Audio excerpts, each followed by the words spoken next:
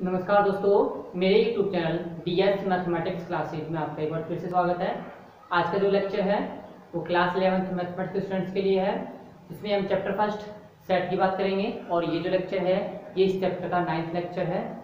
इस लेक्चर के अंदर हम सेट्स पे डिफाइन होने वाले ऑपरेशंस की बात करेंगे और साथ ही साथ उनकी क्या क्या प्रॉपर्टीज होती हैं, तो उनका सभी काम अध्ययन करेंगे। ठीक है भाई, आपको आज के लेक्चर में क्या क्या पढ़ना है। आज के लेक्चर के अंदर आपको सेट पे डिफाइन होने वाले ऑपरेशन और उन ऑपरेशंस की जो भी प्रॉपर्टीज होती हैं उनका अध्ययन करना है। ठीक भाई, लेक्चर नंबर 8 में हमने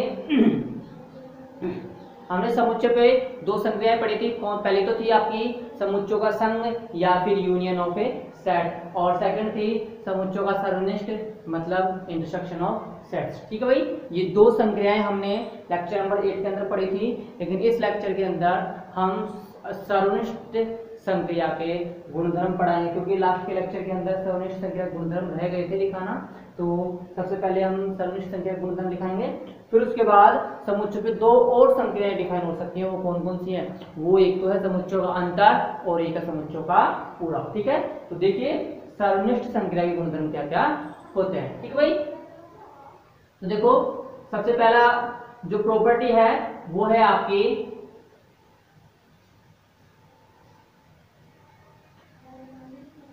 सबसे पहली प्रॉपर्टी है क्रम विनिमय नियम। ठीक है, सबसे पहली प्रॉपर्टी कौन सी है? क्रम विनिमय नियम। कहने का मतलब है आप कोई भी दो सेट लीजिए और उन दो सेट्स का इंटरसेक्शन निकालिए, मतलब उन दोनों का आप क्या कीजिए, उन दोनों में कॉमन एलिमेंट देखिए और उन कॉमन एलिमेंट्स का कलेक्शन करके एक नया सेट बनाइए, जो कि कौन सा होता है? Intersection B. ठीक है, तो आप दोनों सेट्स का अगर आप इंटरसेक्शन लेते हो तो चाहे ए का बी के साथ इंटरसेक्शन लो और या फिर बी का ए के साथ इंटरसेक्शन लो, तो हमेशा आपको क्या मिलेगा? समान समुच्चय मिलेगा। कहने मतलब है सर्वनिष्ठ संक्रिया साहचर्य गुणधर्म का पालन करती है। दैट इज क्रम विनिमय नियम के अकॉर्डिंग आप क्या कह सकते हो कि ए इंटरसेक्शन बी बराबर बी इंटरसेक्शन ए। ठीक है, क्रम विनिमय नियम के अकॉर्डिंग आप क्या कह सकते हो कि ए इंटरसेक्शन बी क्या होता है? ए इंटरसेक्शन बी बराबर बी इंटरसेक्शन ए। ठीक है, फिर उसके बाद आती है सेकंड प्रॉपर्टी, कौन सी? साहचर्य गुणधर्म। ठीक है, कौन सी आती है? साहचर्य नियम या साहचर्य गुणधर्म। तो इस नियम के अकॉर्डिंग देखो हम क्या कह सकते हैं। इस नियम के अकॉर्डिंग आप देखते हो कि आपने दो सेट लिए। ठीक है, आपने क्रम विनिमय नियम के अंदर आपने दो सेट लिए और उन दो सेट्स का आपने क्या निकाला? इंटरसेक्शन, मतलब ए इंटरसेक्शन बी निकाला और बी इंटरसेक्शन ए निकाला। तो आपने देखा कि दोनों के दोनों जो सेट है वो कैसे सेट है? समान समुच्चय, मतलब दोनों में एलिमेंट्स क्या है? दोनों में एलिमेंट समान है। ठीक है, तो इसी प्रकार इसी प्रॉपर्टी को आगे बढ़ाते हुए हमने एक और नियम की उत्पत्ति की, जिसका नाम है साहचर्य नियम।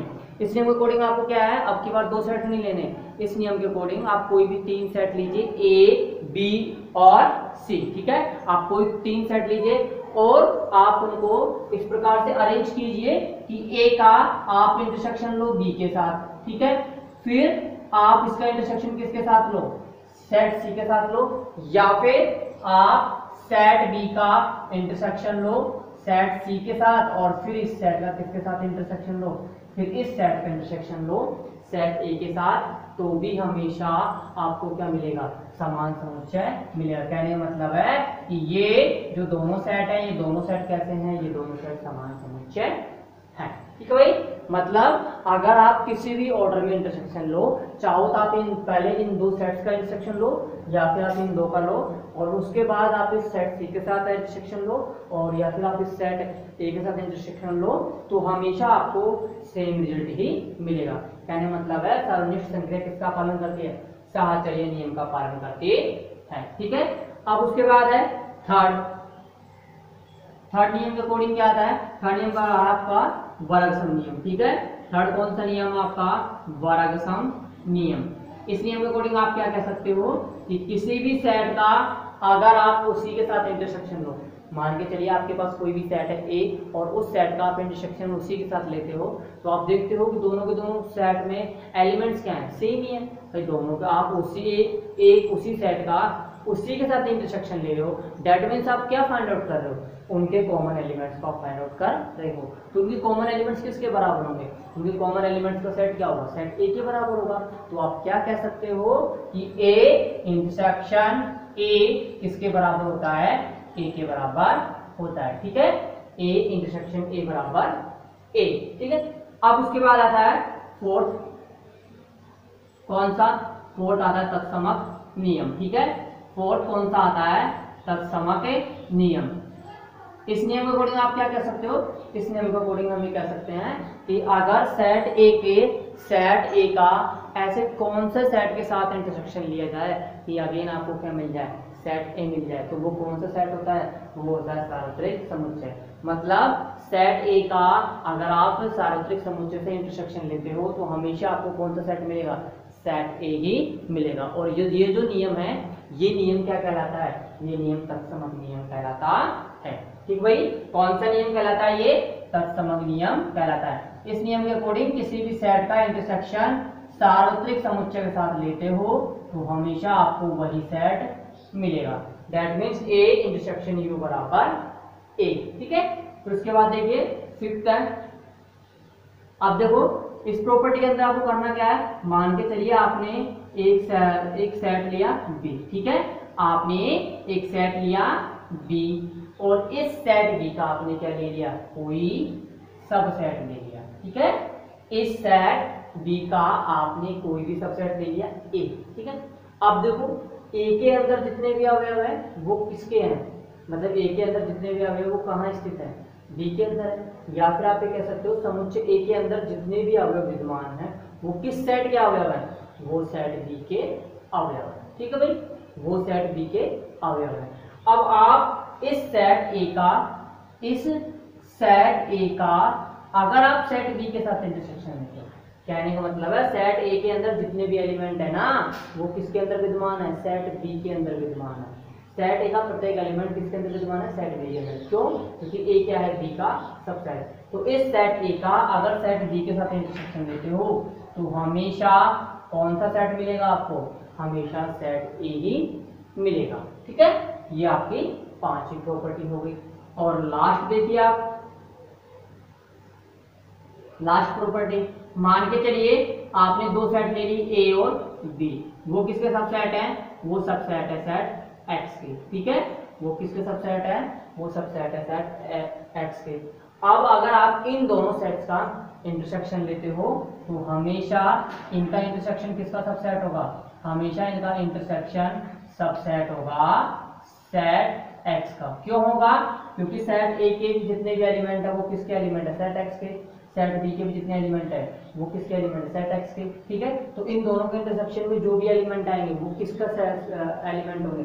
वो भी सेट एक्स के होंगे। क्या मतलब है? ये जो सेट है ए इंटरसेक्शन बी, ये किसका सबसेट होगा? ये सबसेट होगा एक्स का। ठीक है, तो ये आपकी सार्वनिष्ठ संख्या से संबंधित गुणधर्म कंप्लीट होते हैं। ठीक है, अब इसके बाद आपकी दो संक्रिया कंप्लीट होगी। अब इसके बाद हम पढ़ेंगे तीसरी संक्रिया, तीसरा ऑपरेशन कौन सा है जो कि सेट पे डिफाइन हो सकता है। ठीक है भाई, थर्ड ऑपरेशन कौन सा है जो सेट पे डिफाइन हो सके? तो देखो थर्ड ऑपरेशन का नाम है समुच्चयों का अंतर, या फिर तीसरी संक्रिया कौन सी है? समुच्चयों का अंतर। ठीक है, इंग्लिश में क्या बोलेंगे इसको? Difference of sets. ठीक है, क्या बोलेंगे इसको? Difference of sets. Difference of sets. ठीक है, डिफरेंस ऑफ सेट्स। अब देखो समुच्चयों का अंतर क्या होता है। ठीक है, अब आपको बताएंगे समुच्चयों का अंतर क्या होता है, क्या किस प्रकार से इसको व्यक्त करते हैं, कैसे डिफाइन करते हैं, इसमें एलिमेंट किस टाइप के होते हैं, कैसे और किस सेट के एलिमेंट होता है, तो वो सभी देखते हैं। देखो भाई, आपने दो सेट ले ली ए और बी। ठीक है, आपने दो सेट ए और बी ले लिए। अब इन सेट आपने ये दो सेट ए और बी ले लिए। अब आपको इनके बारे में कुछ भी पता नहीं है कि ये एम्प्टी सेट हैं या फिर नॉन एम्प्टी। ठीक है, इनके बारे में आपको कुछ पता नहीं है।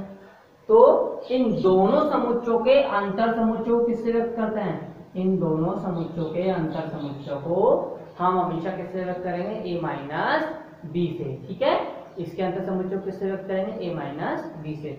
और इनका अंतर समुच्चय क्या होगा, इनका अंतर समुच्चय समुच्चय ए के उन अवयवों का समुच्चय होगा। ठीक भाई, इसके अंतर समुच्चय में वही अवयव होंगे समुच्चय ए के जो कि किसमें ना हो, समुच्चय बी में ना हो। ठीक है, मतलब इस सेट के अंदर वही एलिमेंट होंगे जो सेट ए के, जो सेट ए में तो होंगे लेकिन सेट बी में नहीं होंगे। या फिर आप ये बोल सकते हो कि समुच्चय ए के उन अवयवों का समुच्चय जो समुच्चय बी में ना हो वो क्या कहलाता है, समुच्चय ए और बी का अंतर समुच्चय कहलाता है। किससे व्यक्त करते हैं इसको, a माइनस बी से, और डिफाइन किस प्रकार करते हैं, a माइनस बी बराबर x such that x belongs to a और x does not belongs to b। ठीक है, कहने मतलब है उन अवयव x का समुच्चय जो कि a में तो उपस्थित है लेकिन b में नहीं है। ठीक है, तो ध्यान रखना इसकी डेफिनेशन क्या होगी कि माना a और b दो समुच्चय है, तब समुच्चय a और b का अंतर समुच्चय a माइनस बी उन अवयवों का समुच्चय होगा जो समुच्चय ए में तो उपस्थित होंगे लेकिन समुच्चय बी में उपस्थित नहीं होंगे। और या फिर आप ये कह सकते हो कि समुच्चय ए के उन अवयवों का समुच्चय जो समुच्चय बी में उपस्थित ना हो क्या कहलाता है, समुच्चय ए और बी का अंतर समुच्चय कहलाता है। जिसको हम किससे व्यक्त करते हैं, a माइनस बी से, और डिफाइन किस प्रकार करते हैं, इस प्रकार से डिफाइन करते हैं। ठीक है, तो इसकी डेफिनेशन देखिए। इसके लिए आपको दो सेट होना मस्ट है, और जब भी आपको डिफरेंस फाइंड आउट करना है तो कम से कम कितने सेट लेंगे, आपको एटलीस्ट दो सेट तो होने जरूरी है। ठीक है, देखो माना ए तथा बी, माना ए तथा बी कोई दो समुच्चय, माना ए तथा बी कोई दो समुच्चय है, तब इनके अंतर समुच्चय, तब इनका अंतर समुच्चय,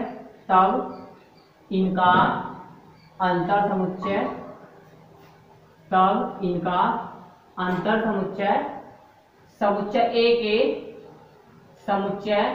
ए के उन अवयवों का, समुच्चय ए के उन अवयवों का समुच्चय होगा, समुच्चय ए के उन अवयवों का समुच्चय होगा जो समुच्चय बी में ना हो, जो समुच्चय बी में नहीं हो। इसे a माइनस बी से व्यक्त करते हैं। ठीक भाई, किससे व्यक्त करते हैं, a माइनस बी से व्यक्त करते हैं। ठीक है, इसे a माइनस बी से व्यक्त करते हैं। That is a minus b बराबर x such that x belongs to a और x does not belong to b। ठीक है, इसी प्रकार देखो आपने समुच्चय a और b लिया और आपने क्या फाइंड आउट किया, अंतर समुच्चय a माइनस बी। इसी प्रकार आप क्या फाइंड आउट कर सकते हैं, अंतर समुच्चय b माइनस a। ठीक है, तो अंतर समुच्चय b माइनस a क्या होगा, अंतर समुच्चय b माइनस a, देखिए क्या होगा, अंतर समुच्चय b माइनस a समुच्चय b के उन अवयवों का समुच्चय होगा जो कि समुच्चय a में ना हो। ठीक भाई, इनका अंतर समुच्चय b माइनस a समुच्चय b के उन अवयवों का समुच्चय होगा जो समुच्चय बी में उपस्थित हो लेकिन ए में ना हो। ठीक है, तो ये आपका समुच्चयों का अंतर हो गया। अब इसकी कुछ इंपॉर्टेंट प्रॉपर्टीज है वो भी देख लीजिए। अंतर संक्रिया के गुणधर्म। ठीक है, अंतर संक्रिया के गुणधर्म, तो देखो कौन कौन से गुणधर्म होते हैं इसके। ठीक है, देखिए सबसे पहला आपने सेट लिया ए बी। ठीक है, आपने दो सेट लिया, या फिर आप लोग ऐसे अभी नहीं तो आप ऐसे देख लो कि आपने तीन सेट ले लिए, ए बी और सी, ठीक है। तो A minus B union C किसके बराबर होगा, ठीक है। A minus B union C बराबर होता है A minus B intersection A minus C, ठीक है। A minus B union C बराबर A minus B intersection A minus C, ठीक है। सेकंड देखो, A minus B intersection C बराबर A minus B union A minus C, ठीक है। A minus B union A minus सी। तो ये आपके अंतर संक्रिया के गुणधर्म, ठीक है। अब देखो दो समुच्चयों का अंतर कैसे निकालते हैं, एक एग्जांपल भी देख लीजिए ताकि आपको पता चल जाए कि किन्हीं भी दो समुच्चयों का अंतर किस प्रकार से निकालना है, ठीक है। तो देखो आपने मान के चलो, आपने एग्जांपल के तौर पे सेट ए में एलिमेंट ले लिए 1 2 3 4 और 5, ठीक है। और सेट बी में एलिमेंट ले लिए 1 2 और 3, ठीक है। तो इनका अंतर समुच्चय निकालो, कौन कौन से अंतर समुच्चय होंगे, एक तो ए माइनस बी होगा, दूसरा बी माइनस ए, ठीक है। ए माइनस बी क्या होगा, ए माइनस बी के अंदर वे ही अवयव होंगे समुच्चय ए के, अंतर समुच्चय ए माइनस बी के अंदर समुच्चय ए के वे ही अवयव होंगे जो कि बी में ना हो। तो इसमें देखो कौन कौन से अवयव है जो कि बी में नहीं है। 1 की बात करें, 2 की बात करें, 3 की बात करें, तो ये तीनों अवयव इसके अंदर है भाई, लेकिन ये दोनों के दोनों अवयव इसके अंदर नहीं है, ठीक है। तो इसके अंतर समुच्चय में कौन कौन से एलिमेंट होंगे, ए माइनस बी के अंदर 4 और 5, ठीक है। इसी प्रकार बी माइनस ए फाइंड आउट करो, देखा बी माइनस ए जब आप फाइंड आउट करोगे तो बी माइनस ए के अंदर आपको समुच्चय बी के वे अवयव लेने हैं जो कि समुच्चय ए में ना हो। अगर आप 1 2 3 की बात करें तो 1 2 3 समुच्चय बी में है और साथ साथ समुच्चय ए में भी है, मतलब ये एलिमेंट आपको चूज नहीं करना है, ठीक है। आप देखते हो समुच्चय बी के अंदर दो एलिमेंट ऐसे हैं 6 और 7 जो कि समुच्चय बी में तो है लेकिन समुच्चय ए में नहीं है। तो इसके अंतर समुच्चय में कौन कौन से एलिमेंट आ जाएंगे, 6 और 7, ठीक है। कौन कौन से एलिमेंट आ जाएंगे, 6 और 7। तो ये इससे रिलेटेड एक एग्जांपल हो गया, ठीक है। अब उसके बाद आपके लास्ट प्रॉपर्टी है, लास्ट ऑपरेशन है समुच्चय पर कौन सा, समुच्चय का या समुच्चय का पूरक, ठीक है। कौन सा है, समुच्चय का पूरक या फिर कॉम्प्लीमेंट ऑफ सेट, ठीक है। कौन सा है, समुच्चय का पूरक या फिर कॉम्प्लीमेंट ऑफ सेट, ठीक है। तो देखिए किसी भी सेट का कॉम्प्लीमेंट क्या होता है, ये भी देखिए। आपने मान के चलो सेट ले लिया ए, ठीक है। आपने कोई सेट लिया है ए और उस ए के बारे में आपको कुछ भी पता नहीं है कि वो ए एम्प्टी सेट है या नॉन एम्प्टी सेट है, इसके बारे में आपको कुछ भी पता नहीं है, ठीक है। तो इस समुच्चय ए के पूरक को आप किससे व्यक्त करोगे, हमेशा इस समुच्चय ए के पूरक को हम हमेशा व्यक्त करेंगे ए डैश या ए कॉम्प्लीमेंट, ठीक है भाई। किससे व्यक्त करेंगे इसको, हमेशा ए डैश या ए कॉम्प्लीमेंट से व्यक्त करेंगे। और ये कौन से अवयवों का समुच्चय होगा, ये उन अवयवों का समुच्चय होगा जो कि सार्वत्रिक समुच्चय यू में तो होंगे लेकिन समुच्चय ए में नहीं होंगे। कहने का मतलब है किसी भी समुच्चय के पूरक समुच्चय यू के उन अवयवों का समुच्चय होगा जो समुच्चय ए में ना हो, ठीक है भाई। किसी भी समुच्चय के पूरक किसी भी समुच्चय का पूरक समुच्चय यू के उन अवयवों का समुच्चय होता है जो कि समुच्चय ए में ना हो, तो आप देख सकते हो समुच्चय यू के जो अवयव है उनका आप समुच्चय बना रहे हो, लेकिन आप देख रहे हो कि इस समुच्चय के अंदर ये जो अवयव x है ये किसके अंदर बिलोंग नहीं कर रहा, ये ए के अंदर बिलोंग नहीं कर रहा, ठीक है। तो आप इसको ए डैश और ए कॉम्प्लीमेंट से डिफाइन कर सकते हैं और इसको इस प्रकार से डिफाइन कर सकते हैं। अब आप देखते हो कि यहाँ पे ए डैश ए कॉम्प्लीमेंट आपने फाइंड आउट किया है, तो आप यहाँ पे देखते हो कि आप इसको किस प्रकार से लिख सकते हो। भाई आप इस सेट को किस प्रकार से लिखते हो। आप देखते हो आपने a माइनस b को किस प्रकार से रिप्रेजेंट किया, a माइनस b को आपने रिप्रेजेंट किया कि x such that x belongs to a और x does not belongs to b। कहने का मतलब है समुच्चय a के उन अवयवों x का समुच्चय जो कि किसके अवयव ना हो, b के अवयव ना हो। तो इसी प्रकार हम इस सेट को क्या लिख सकते हैं कि समुच्चय u के वे अवयव जो कि समुच्चय a में ना हो। तो इसको हम अंतर समुच्चय के रूप में किस प्रकार से लिख सकते हैं, इसको हम लिख सकते हैं u माइनस a। ठीक है, इसको क्या लिख सकते हैं हम u माइनस a। तो हमेशा पूरक समुच्चय a डैश a कॉम्प्लीमेंट को आप अंतर समुच्चय के रूप में भी डिफाइन कर सकते हो। ठीक है, किसके रूप में डिफाइन कर सकते हो, अंतर समुच्चय के रूप में डिफाइन कर सकते हो। तो देखो इसको डेफिनेशन, माना a कोई समुच्चय, ठीक है, माना a कोई समुच्चय है, तब समुच्चय a का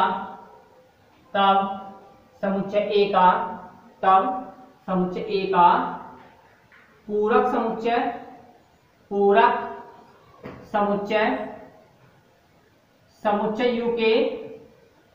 समुच्चय u के उन अवयवों का, या फिर आप ये कह सकते हो कि तब समुच्चय a का पूरक समुच्चय सार्वत्रिक समुच्चय u के सार्वत्रिक समुच्चय u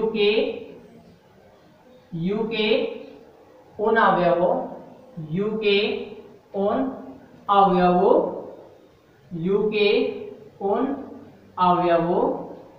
का समुच्चय होगा, u के उन अवयवों का समुच्चय होगा जो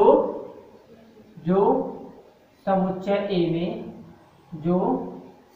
A में उपस्थित ना हो, जो समुच्चय A में उपस्थित नहीं हो। ठीक भाई, जो समुच्चय A में उपस्थित नहीं हो, इसे A डैश या A कॉम्प्लीमेंट से व्यक्त करते हैं। ठीक भाई, किससे व्यक्त करते हैं इसको, A डैश या A कॉम्प्लीमेंट से व्यक्त करते हैं। दैट इज A डैश बराबर A कॉम्प्लीमेंट बराबर x such that x belongs to u और x does not belongs to a। और अंतर समुच्चय के रूप में इसको क्या लिख सकते हैं, u माइनस a। ठीक है, u माइनस a। अब इसका एग्जांपल देख लीजिए आप। जैसे आपने सार्वत्रिक समुच्चय में ले लिया 1 2 3 4 5 6 7 8 9 और 10। कहने मतलब है सार्वत्रिक समुच्चय के अंदर आपने प्रथम 10 प्राकृत संख्याएं ले ली और सेट ए के अंदर आपने क्या ले ली, प्रथम 4 प्राकृत संख्याएं। ठीक है, सेट ए के अंदर आपने क्या ले ली, प्रथम 4 प्राकृत संख्याएं। तो आपको इसका पूरक समुच्चय निकालना है, तो इसका पूरक समुच्चय आप किस प्रकार से निकालोगे कि सार्वत्रिक समुच्चय u और समुच्चय a का आप क्या ले लो, अंतर समुच्चय ले लो। ठीक है भाई, सार्वत्रिक समुच्चय u और समुच्चय a का आप अंतर समुच्चय ले लीजिए, तो वो क्या होगा, वो समुच्चय a का पूरक समुच्चय होगा। ठीक है, और इसको किससे व्यक्त करेंगे, इसको व्यक्त करेंगे हम a डैश या a कॉम्प्लीमेंट से। ठीक है, किससे व्यक्त करेंगे, a डैश या a कॉम्प्लीमेंट से। ठीक है, और ये होता किसके बराबर है, सार्वत्रिक समुच्चय u और a के अंतर समुच्चय बराबर। अब देखो u माइनस a क्या होगा, u माइनस a सार्वत्रिक समुच्चय के वे अवयव, उन अवयवों का समुच्चय होगा जो कि a में ना हो। आप देखते हो कि 1 2 3 4 तो किसके अंदर है, a के अंदर है, लेकिन बाकी के सभी अवयव किसके अंदर नहीं है, a के अंदर नहीं है। तो इसका पूरक समुच्चय क्या हो जाएगा, 5 6 7 8 9 10। ठीक है, इसका सार्वत्रिक समुच्चय के साथ आप समुच्चय a का सार्वत्रिक समुच्चय के साथ आप क्या ले लो, अंतर ले लो, तो वो क्या आ जाएगा, आपका पूरक समुच्चय आ जाएगा। ठीक है, ये इससे रिलेटेड क्या हो गया, एग्जांपल हो गया। अब इसकी प्रॉपर्टी देखो। ठीक है, पूरक संक्रिया के गुणधर्म भी देख लीजिए ताकि आपका ये टॉपिक भी कंप्लीट हो जाए। ठीक है, तो पूरक संक्रिया कुछ इंपॉर्टेंट गुणधर्म है जो कि आपके आगे बहुत काम आएंगे। तो तो इसमें फर्स्ट आता है आपका कि किसी भी सेट का आप कॉम्प्लीमेंट लो और अगेन उसका कॉम्प्लीमेंट लो, उसी के साथ सॉरी अगेन उस कॉम्प्लीमेंट का क्या लो, कॉम्प्लीमेंट लो, तो वो किसके बराबर आएगा, ए के बराबर आएगा। कहने का मतलब है किसी सेट ए का कॉम्प्लीमेंट क्या होता है, सेट ए के बराबर होता है। ठीक है, सेकंड देखो, सेकंड अंतर समुच्चय किस प्रकार से लिख सकते हैं, ए माइनस बी को आप किस प्रकार से लिखोगे, ए माइनस बी को आप लिखोगे ए इंटरसेक्शन बी कॉम्प्लीमेंट। ठीक है, किससे लिखोगे इसको, ए माइनस बी को ए इंटरसेक्शन बी कॉम्प्लीमेंट से। और ये कैसे आपको लिखना है, ये सब आपको जो भी प्रॉपर्टीज है ये आपको वेन आरेख से पता चल जाएगा कि A minus B A intersection B complement के कैसे बराबर होता है, और ए कॉम्प्लीमेंट और कॉम्प्लीमेंट ए के बराबर कैसे होता है, ये आपके जो नेक्स्ट टॉपिक है वेन आरेख उससे आपको पता चल जाएगा। ठीक है, थर्ड देखो बी माइनस ए बराबर होता है बी इंटरसेक्शन ए कॉम्प्लीमेंट। ठीक है, फिर उसके बाद फोर्थ आता है आपका डी मॉर्गन नियम। ठीक है, फोर्थ आता है आपका डी मॉर्गन नियम। ठीक है, तो डी मॉर्गन नियम के अकॉर्डिंग आप क्या कर सकते हो, इसमें दो नियम होते हैं डी मॉर्गन नियम के अकॉर्डिंग कि ए यूनियन बी, मतलब किन्हीं भी दो सेट के यूनियन का कॉम्प्लीमेंट उनके कॉम्प्लीमेंट के इंटरसेक्शन के बराबर होता है। ठीक भाई, किन्हीं भी दो सेट के यूनियन का कॉम्प्लीमेंट उनके कॉम्प्लीमेंट के इंटरसेक्शन के बराबर होता है, और किन्हीं भी दो सेट के इंटरसेक्शन का कॉम्प्लीमेंट उनके कॉम्प्लीमेंट के यूनियन के बराबर होता है। ठीक है, तो इन दो प्रॉपर्टीज का टेस्ट या फिर प्रूफ, ये जितनी प्रॉपर्टीज है सबका प्रूफ हम वेन आरेख में बता दें किस प्रकार से ये दोनों इक्वल होते हैं। ठीक है, तो ये आपकी प्रॉपर्टी यहाँ पे कंप्लीट होती हुई पूरक संक्रिया की, और ये जो टॉपिक है आपका कि समुच्चयों पर संक्रियाओं का, ये आपका ये टॉपिक आपका यहाँ पर कंप्लीट होता हुआ। नेक्स्ट लेक्चर के अंदर हम वेन आरेख के बारे में बताएंगे कि वेन आरेख होता क्या है, और वेन आरेख सिद्धांत किसने दिया, इसकी क्या यूजफुल रही, मतलब क्या क्या उपयोगिता रही, कि किस रीजन की वजह से इस वेन आरेख सिद्धांत को दिया। ठीक है भाई, और क्यों दिया, ये सब जो भी क्वेश्चन हैं इनका जो जवाब है वो आपको नेक्स्ट लेक्चर के अंदर मिलेगा। आज का लेक्चर ये कंप्लीट होता हुआ, धन्यवाद।